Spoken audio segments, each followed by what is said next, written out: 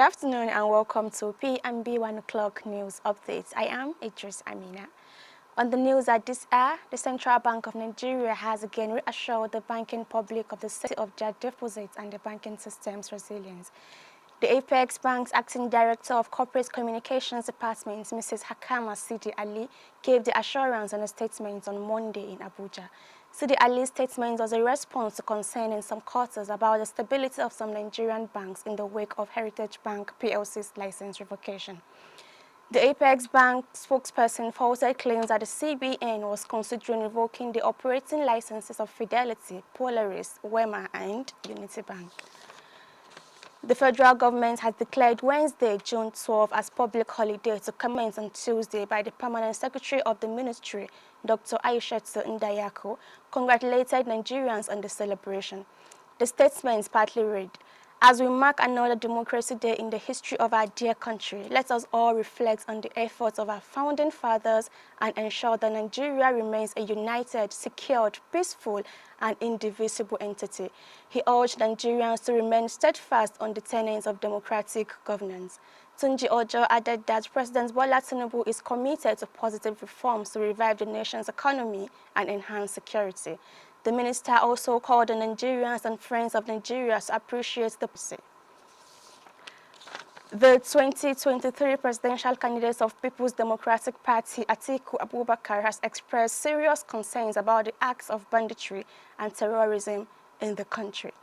Atiku made his concerns known in a post via his X handle on Tuesday while reacting to a report of a Sunday attack by bandits on Yargoji village in Kankara local government area of Katsina State, which claimed the lives of 20 people.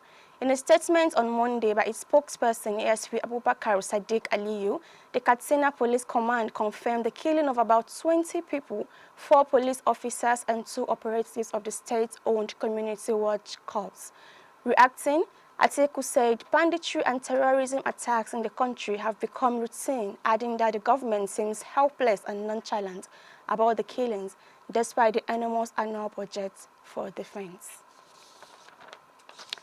On the foreign space, James Lawson, the black civil rights activist who traveled to India to study non-violent protest and served as chief strategist to Dr.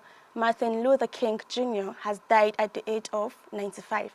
Lawson, a Methodist minister, learned Mahatma Gandhi's principles of civil disobedience and taught them to protesters opposing racial segregation in the U.S. Through his workshops, he instructed countless activities on how to passively resist horrific violence and threats from the police and angry white mobs in order to expose the immorality of racism. His belief in non-violence came at a time when opinion in black communities was divided over how to resist institutional racism and segregation. Lawson died in Los Angeles, where he lived, his family said on Monday. Now to sports.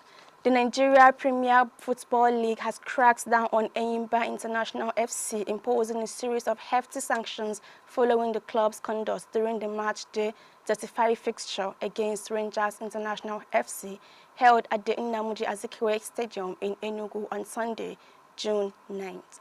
In a letter to Enyimba, dated June 10th and signed by the NPFL Chief Operating Officer,